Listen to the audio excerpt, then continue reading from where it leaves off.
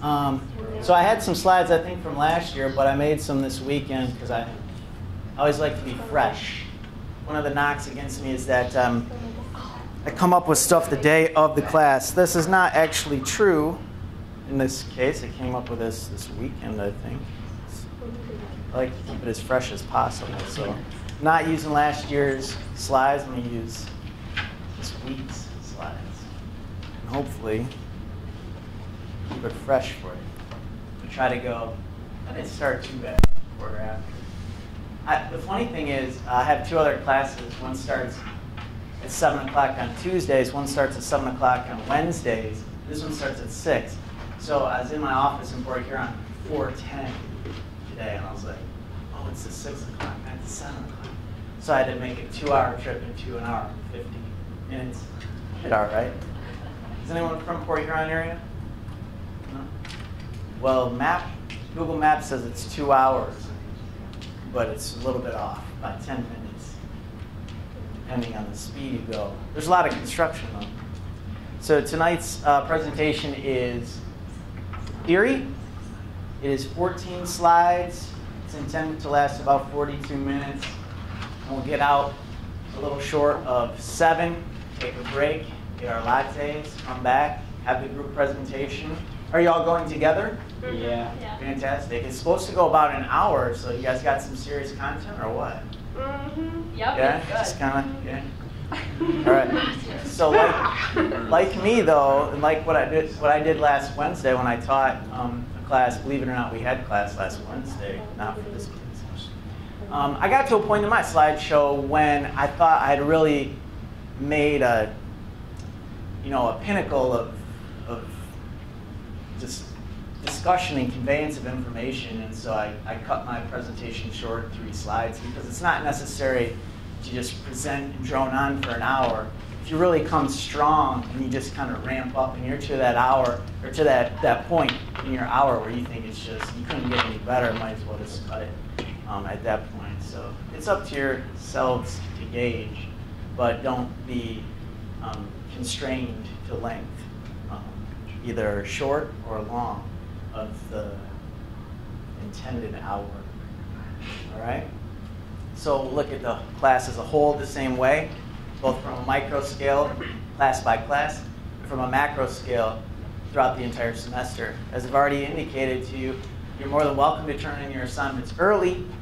And if you do the requirements for the course early, you can get the grade, the semester grade, before the final week even occurs. You just have to do the right content and the quality of work to your standards. I mean, if you want to get the points up to a D, call it quits, you'll actually have to submit something for the final project because that's worth half your grade.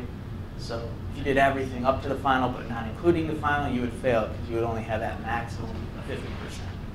But then if you wanted to turn in one page for 100 points and get a 60, it's your own choice. That has nothing to do with theory. This presentation does. But I didn't choose this first picture at random. Theory is, this is your cognitive portion of the class. Then there are some practical portions of the class. Last week I taught my anthropology students about praxis and habitus. And praxis means practice or action. It means the way you perform or something along those lines. So we'll talk later in the semester about what you'll actually be doing, because we're going to do sociology in this semester. And right now we're talking about thinking about what you're doing. So that's why I use this image. It's funny, it's Homer Simpson. And it just remember that it's about the brain tonight, it's about cognition, and it's about your thoughts. And your thoughts then play out as a theory. Okay? Durkheim's paradigm, so we're diving right into the real nitty-gritty and those famous names of sociology. Emil Durkheim is one of them. And this is his paradigm. And paradigm, I think this was in last week's slides, was actually a paradigm as a model It's a way of modeling and mapping a theory. So Durkheim's paradigm, or his model for sociology, was, I put the important stuff kind of in the off-colored font. Man is double. Now what does that mean, man is double? It means there's two things. I already, in the first slide, presented a way of duality, a way of separating things. Can anyone remind me what my duality, what my dualism was in the first slide? How I said there's this and there's this. I said tonight we're going to do one of them. We're going to do theory. Do you remember what I said? Dualism. That's one. That's one. Internal, external is one. And that kind of relates to this. But the first one that I started off with, I said there's theory and there's practice. So that was the dichotomy. Dichotomy, dualism, these are ways of saying two things, right? A dual model. So in the first slide, I said there's practice and there's theory. Tonight we're doing theory. But Durkheim doesn't say necessarily practice and theory. He says man is double. He says man is an organism, which is in a sense the biological. And he says that man is part social being. Now, can anyone just give initial thoughts about what that might mean? And remember, we're in an intro to sociology course. So even though this whole paragraph is very complicated and Durkheim's theory is complex, just give me your thoughts initially at a very basic level what this might mean. Man is double. There's two. Man, you split him into two. I'm going to model out a human being, and I'm going to say he's two things that combine. We have an organism, basically biological, and we have a social being. What does that mean to you? A human being is made up of two parts. One, an organism, and one, a social being. What does that mean to you? A very basic thing. I think it means to me is human beings, organism, because it's living, breathing, and the other part being social, that actually can communicate with its own kind, rather like a plant. That's fantastic. That's a great, he said man is made up of, I think what I heard you saying was like cells, living, breathing, and then another way is the interaction with fellow man. And you said something which was right on point. And earlier he had a great one, which is internal, external, which can also be that.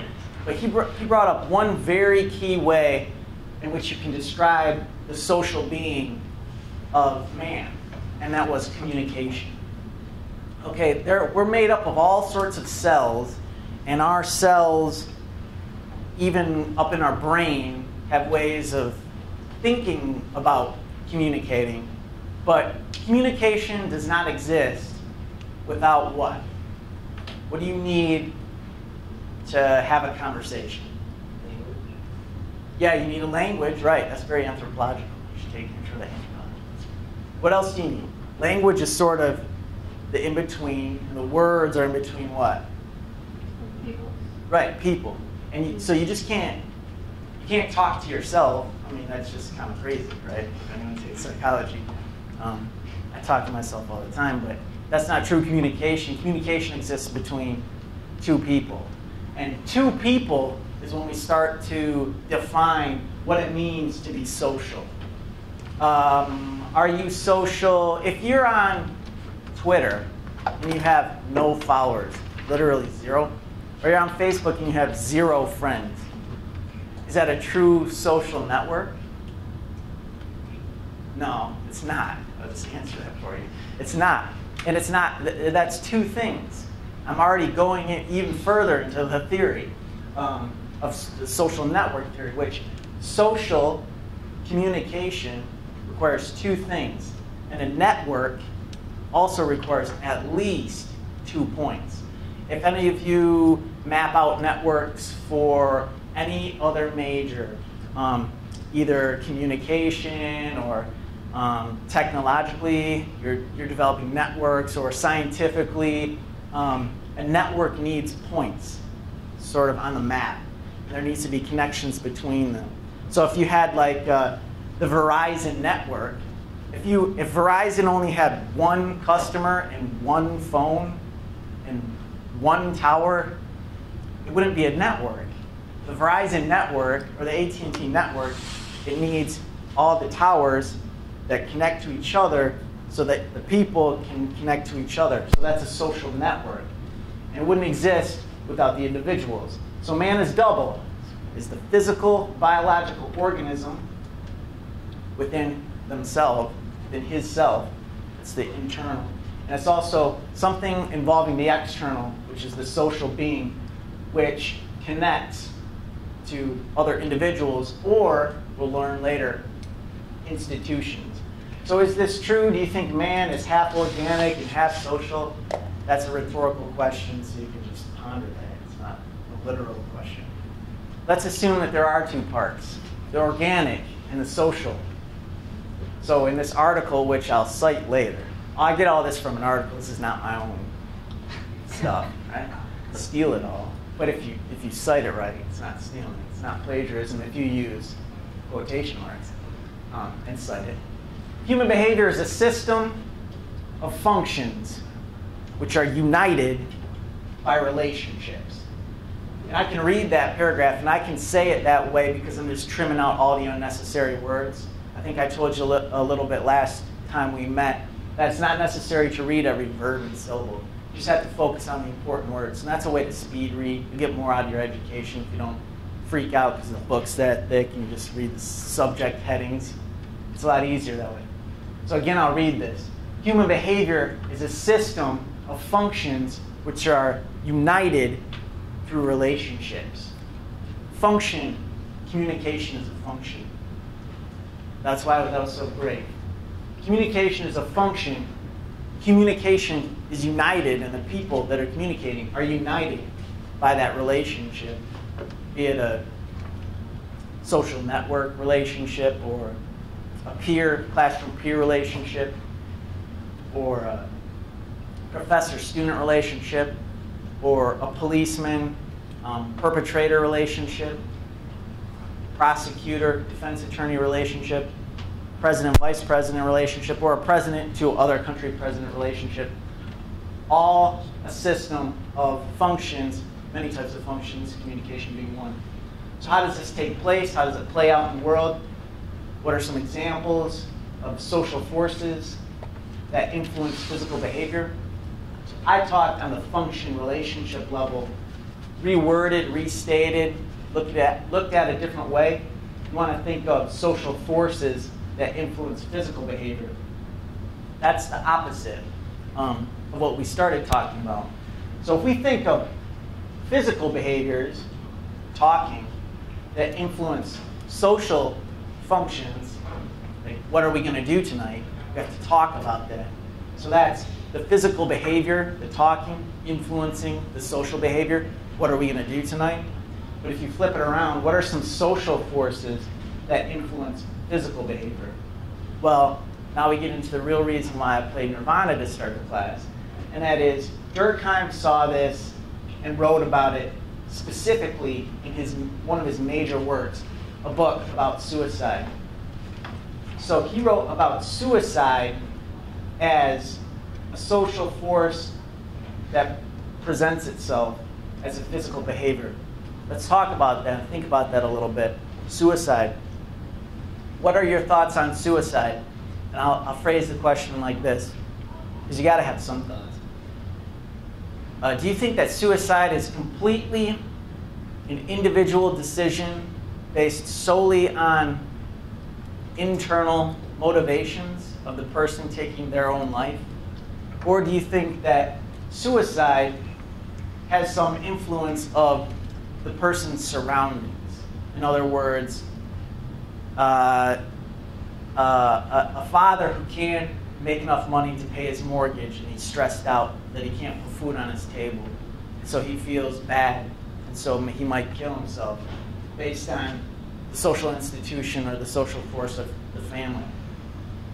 Or do you think that it's fully contained within the mind? Okay, that's the other way to say the internal or the biological, is that suicide has nothing to do with really what's going on around the person, that maybe they're predisposed or their chemical makeup inside their head causes them to perform the physical act of suicide, in which case it would be completely physical and biological, because that the psychologist would probably say that the gray matter inside the brain tells the person that, and that's physical, the brain's physical, biological, tells the person that they need to physically cut themselves or shoot themselves. So that would be completely intrinsic, biological, psychological, versus someone that says, well, suicide depends on the person's surroundings, and it's really dependent on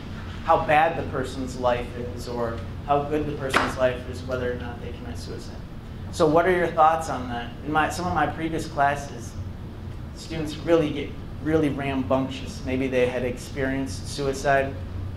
One lady's husband, I think, had committed suicide.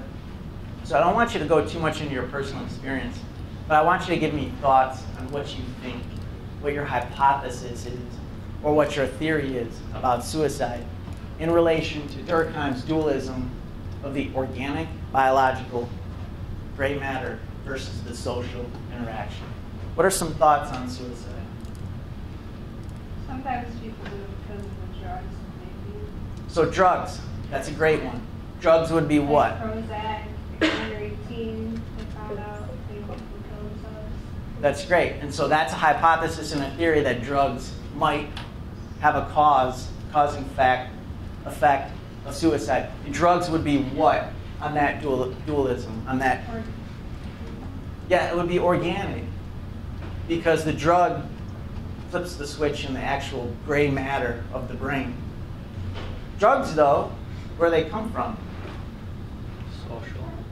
The social. Yeah, they come from plants.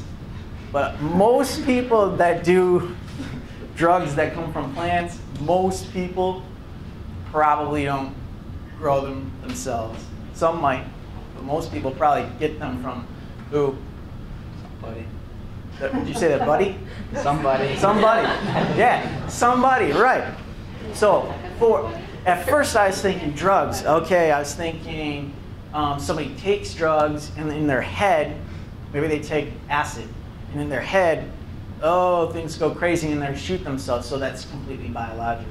And even if they took a marijuana, which is also from a plant, so biological. I grew this plant, I smoked the marijuana, I got crazy thoughts and I shot myself. That's pretty biological, but mostly even drugs, which are really heavily biological and organic, so marijuana, it's not 100% biological, right? It's really dualistic, like Durkheim was saying, that the organic marijuana came from somebody. So you cannot really eliminate the social from that situation, in that example. So that's why I get a kick out of sociology, because we can talk about anything all day, and at the end, and important stuff, like suicide's kind of important, especially to people who have gone through it. And at the end of the conversation, it's really hard to eliminate the social from anything important that's going on in our world right now. And so Durkheim wrote a whole book about suicide, and I just mentioned that, like we were talking a little bit about statistics earlier, you can really test suicide and map it out. And one thing that Durkheim did, just very basically, he wrote a whole book on it, is you can map suicide out to the times of the year. So if you thought suicide was drug-related, maybe that happens more time around Christmas time, or drugs are easier to get maybe in the summertime. So anyways, he mapped it out, or he analyzed it statistically around times of year. Maybe people are more depressed when it's winter and it's darker. So he thought it was biological. And when it was darker, people's brains got more depressed. Or that could be social too. If when it's darker, people go to the bar more and get more depressing alcohol, or they're less social, I don't know. But he statistically analyzed it by time of year. You could pick any variable that you want. So we just talked a little bit about that. Is suicide a physical or a social behavior, or could it be both? Is it caused by a physical or social force? Or could it be caused by two different forces, both, one of each? The physical force would be the chemicals of the drugs in your brain. The social force, I could have played this song, The Pusher. I like the version by the Blind Melon. So the social force is the drug dealer pusher. The physical force is the chemical imbalance in the brain. The physical behavior is the gun or the drug overdose. The social behavior may be hear about some of those religions where they go into the tent and they drink the Kool-Aid and they die. That would be a social suicide. We can think about, this is Kurt Cobain, we can think about other things though, sports, art, learning, education, music, or anything. And you can ask yourself, is it a physical or a social activity? You want to especially ask that in things that really present themselves as physical. So that's why I put like sport up there. So sport, it's running, right? Like running around and being strong, That's what sport is. But then we go to like a high school football game or a college football game, and you've got 60,000 people, and you say, well, is football really a physical activity, or is it more a social activity? You start thinking about that. Art, even. So you make art, and it's really personal, and you draw these pictures that come out of your own brain. But you just look at the art when you're done. Okay, that's nice. You throw it away. Or you take it to a gallery, and you show it off. So art, even though it comes from a very internal place, a lot of times people like to show it off, and then it becomes social. Then we have learning and music. Can they be separate? Do they always have to be together? These are the types of ideas that Durkheim really struggled with in his writings. Are they distinct, or are they always entwined? Or Durkheim's paradigm. Remember, paradigm is a model, a way of representing your theory. Durkheim's social psychological framework, it involved two distinct elements: social relationship and collective representation. So social relationships, and then the representation out of the collective, which is, this is the collective, sort of the entirety. Sort of universal representations. The first one, the social relationship. I mentioned earlier, when we talked about communication, for example, it can happen between two people, or I alluded to that it could happen between an individual and an institution. Here's that slide.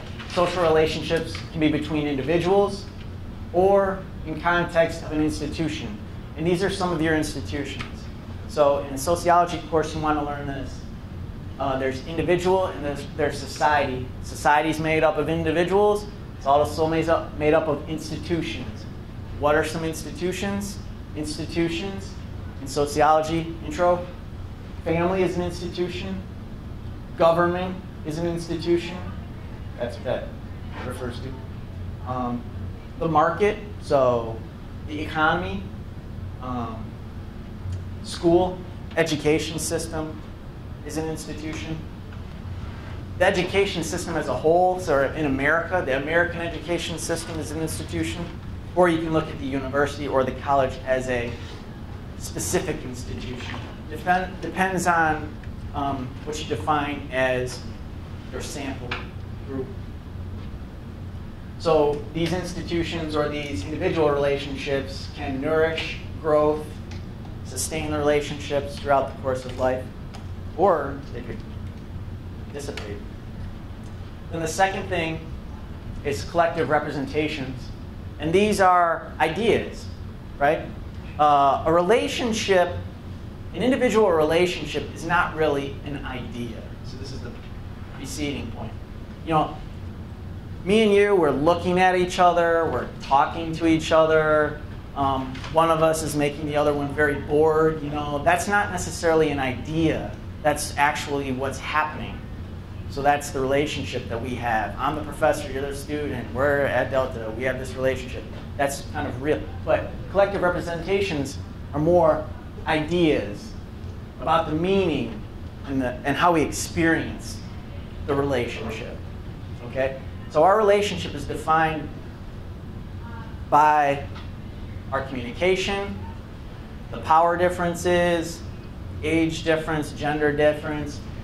But the collective representations are the ideas that sort of define or describe the experience in this micro-society, which is the classroom. Okay? Some representations, I'll give you the easy one, which is the power dynamic.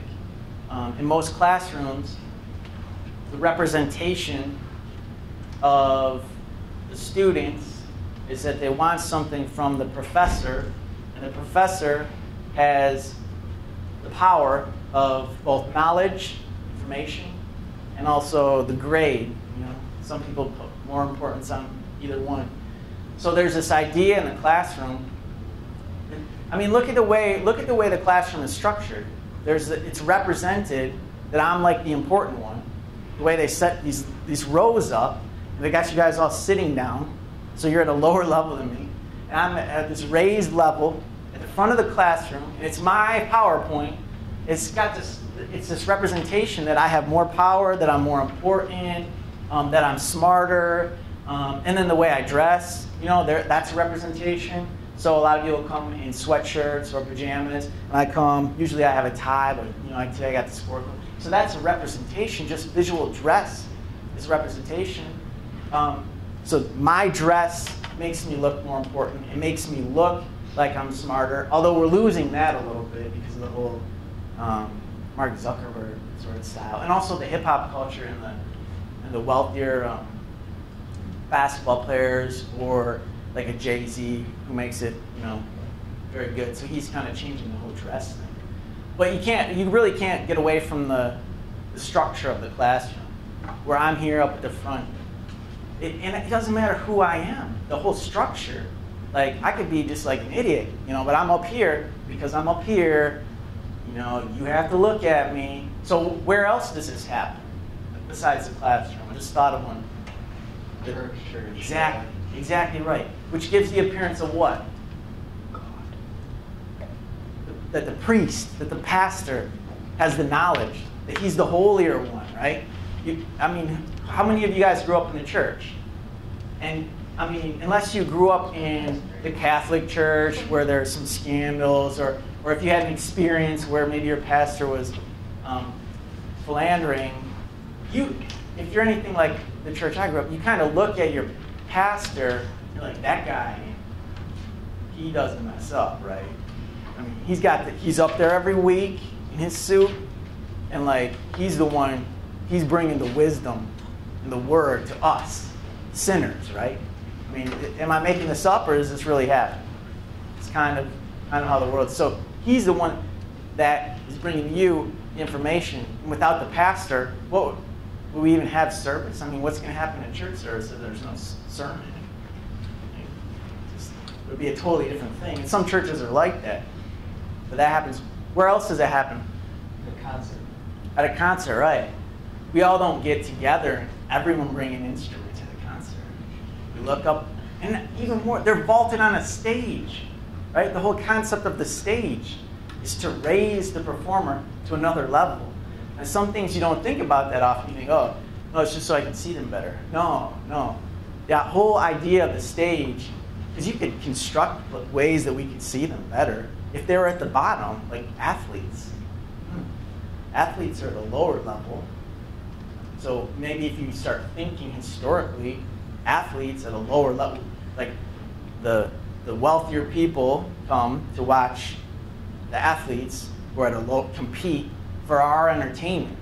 You know, I'm paying to watch you beat each other up, so they're at a lower level. But then when you go to a concert, they're raised up on the stage because they're actually at a higher level, sort of in social pecking order. There's another thing about sports. I forget. I always talk about this. I can just keep going on this one, but I'll wrap this one up. Sports arenas. talking about the structure, the physical structure of place in sports. So if you have, let's say you're in the 30th row, right, at the Tiger game or the Pistons game, how much do your seats cost? Anyone know? Depends what section. Probably like $50. Like $50. So if you're like at the first baseline and you're like 30 rows up, like $50. If you're like at the Pistons game, mid-court, 30 rows up, it's probably $50. You get them all stuff up. But where's the most expensive seat, besides, of course, is what? Or the VIP section. They're suites. They're suites. And the suites are really expensive. Even if you try to get them off StubHub, the suites are all. In fact, I'm like a StubHub pro. I can go to the Tiger game for $70 and sit like third row behind home plate. But you can never get a suite price there. The suites are always where the executives sit. So why would you go to a Pistons game? And the Pistons, too, they have suites at the very top and also at the mid-level. So why are you paying 5 times as much as the $50 ticket to sit in a suite, which is actually a worse view than the 30th row? Why would you do that? Why would you pay for a worse view 5 times as much? Maybe not you, but why would somebody else do that? For the status. Right, that's exactly right. Because if you're in a suite, I mean, the poor people can't afford that. So you get to like stay away from the nachos and chips and eat whatever. Or you get to drink a Heineken instead of a Miller Lite. It's all about status. I'm thinking about that. How many of you, does anyone here drink beer?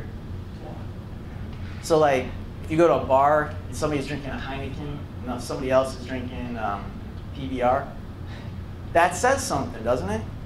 I mean, it says, of course, one guy's kind of a tool, right? But it also says that there's probably a little built-in status or prestige there. Or, I mean, he's drinking Heineken for a reason. Either he has a little bit of status or he's trying to pretend like he wants it. So he pays like $2 extra to have a little bit more of a status symbol, right? But in reality, Heineken's not that much different than PBR. It really isn't. Some taste tests, I mean, we could do. It's not that much different. Like a Stella, probably not. You probably couldn't tell the difference between that and like, I don't know. I'll stop with the beer. I'm telling you, some people pay way too much for the status. Okay, so neither social relationships nor collective representations are really tangible. We talked a little bit about that. The beer itself is tangible, but the prestige and the status that comes with it is not tangible. The seat location is tangible, but the status and prestige, the difference of the person that gets the status and prestige in the suite versus the person that sits a little bit lower, that's intangible. It means you can't touch it. You can't touch status and prestige. But they result in tangible actions. The place that you sit, the beer that you drink, those are tangible. One time I actually did get free tickets to sit in a suite. Uh-huh. And it was me and my dad. He got it from work. Mm-hmm. And we went into the suite, and it was just full of these business executives and stuff. And we actually had to leave the suite and go sit somewhere else because it wasn't our people. Yeah. Did you feel you felt out of place? Yeah. And how? Okay, let's talk about the variables too, because when we talk sociology, we have to talk variables. So in what way did you feel out of place? Was it dress or money you didn't think you had, or what? It was demeanor. So they acted a different way. Yeah. And what? Talk a little bit about that. Like, just like when we first got there, you know, my dad shook hands with somebody the guy's like, "So where are you from?" And he said, "Well, I'm with Buffets. My dad works for Old Country Buffet." Mm-hmm. And he said this guy had no idea what it was, and as soon as So did you feel lesser because you worked because your dad's from Old Country Buffet as opposed to Wall Street? Did you feel it all? I mean, I would say I didn't feel lesser, but I would Prestige and status. I didn't feel that, but I'm sure they themselves thought that. It wasn't because I mean, how can you think that you're such a badass being so much higher than someone just because of their career? Because of their job. Do you know what they did? No, I don't.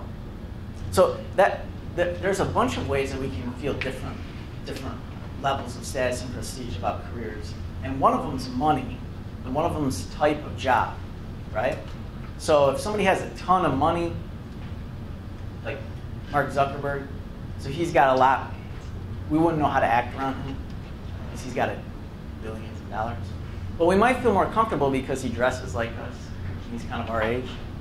But there are other types of, okay, so then there would be a job difference where, say you work for the state of Michigan, you make $60,000 in the office, but then you're put in the same room as like a doctor. You feel a little bit different, like a doctor. Or if you were a janitor and you made, like some janitors make more money than me, but people always say like, that's the janitor, you know? Yeah. And they'll feel weird. Like there are definitely janitors that make more money than me. But people say professor, oh, they think that's so great. People say janitor, let's smell it. Dude's making twice as much money as me, you know? Come on, if you base it on money. But then there are jobs like Army, police, and a police, or a teacher too. So you look at a police, guy makes probably not that much to start, or an Army guy, not that much to start, but he'll go over and he'll give his life for the country. So when he walks into a bar, sometimes everyone's gonna buy him a drink and stand up and start clapping. But the dude makes like $20,000 a year, maybe in his first years. You know, Army guys can make money later on. But they'll get all this prestige because they have the fatigues. So that's a flip-flop dress. Not literally flip-flops, reverse. Then there's other status, like you might go to court and you're in front of a judge. So the judge has power over you. He can put you in jail and that. He has that control. And a cop also has it. A police officer also has that ability to pull you over or not pull you over. Pull you over and then give you a ticket. Pull you over and not give you a ticket. You know, they can pull you over and really mess your life up. Give you that MIP that you think is going to destroy your life or ruin your scholarship. Give you that DUI that makes you think you're going to lose your job and never get another one, or he could let you go. And that guy is only making $35,000, $40,000 a year, but he can pull over that guy on the way home from the Pistons game, sweet, who had too many Heinekens. And that $35,000 a year guy can really mess that millionaire's life up. So people have power, they have status, they have prestige, they have money, they have physical power, because that guy can slap the cuffs on, that's physical power. And then put him in front of jail, cell, as a physical restraint. There's money, there's physical. Then there's sort of mental power. I could all brainwash you all semester, just control you all, right? Because we all know, I've told you many times, I do not have very much money. And you know, I have not been working out lately. And plus there's more of you, you could all totally jump me. So I don't have the physical, I don't have the money. So I'm gonna use this mental manipulation power, or I could. I knew how to do it, I'm not smart enough. Okay, so this slide prefaces the next slide. You give some definitions. But I think we're at a good time for a break, especially in the slideshow, especially as far as our engagement here. So I want you to go and spend your student loan money. The coffee keeps the wheel turning. And we'll meet back maybe 10 after, so go stretch out. Think about what you're doing, physical or social. We'll look at the class as a whole the same way, both from a micro scale, class by class, and from a macro scale throughout the entire semester. As I've already indicated to you, you're more than welcome to turn in your assignments early. And if you do the requirements for the course early, you know, you can get the grade, the semester grade, before the final week even occurs. You just have to do the right content and the quality of work to your standards. I mean, if you want to get the points up to a D, call it quits. You'll actually have to submit something for the final project because that's worth half your grade. So if you did everything up to the final but not including the final, you would fail because you would only have that maximum of 50%. But then if you wanted to turn in 1 page for... so I had some slides, I think, from last year, but I made some this weekend because I always like to be fresh. One of the knocks against me is that I come up with stuff the day of the class. This is not actually true in this case. I came up with this weekend, I think. I like to keep it as fresh as possible. So not using last year's slides, I'm going to use this week's slides. And hopefully keep it fresh for you. We try to go, I didn't start too bad quarter after. The funny thing is, I have 2 other classes. One starts at 7 o'clock on Tuesdays. One starts at 7 o'clock on Wednesdays. This one starts at 6. So I was in my office in Port Huron 4:10 today, and I was like, oh, it's at 6 o'clock, not at 7 o'clock. So that's Wednesday when I taught a class. Believe it or not, we had class last Wednesday, not for this class. I got to a point in my slideshow when I thought I had really made a pinnacle of just discussion and conveyance of information, and so I cut my presentation short, 3 slides, because it's not necessary to just present and drone on for an hour. If you really come strong and you just kind of ramp up and you're to that hour, or to that point in your hour where you think it's just, you couldn't get any better, might as well just cut it at that point. So it's up to yourselves to gauge, but don't be constrained to length, either short or long of the intended hour. All right? So I had to make a 2-hour trip into 1 hour and 50 minutes. All right? Is anyone from Port Huron area? No? Well, Google Maps says it's 2 hours, but it's a little bit off by 10 minutes, depending on the speed you go. There's a lot of construction though. So tonight's presentation is theory. It is 14 slides. It's intended to last about 42 minutes. And we'll get out a little short of 7, take a break, get our lattes, come back, have the group presentation. Are you all going together? Yeah. Fantastic. It's supposed to go about an hour, so you guys got some serious content or what? Mm-hmm. Yep. Yeah, Good. just kind of, yeah.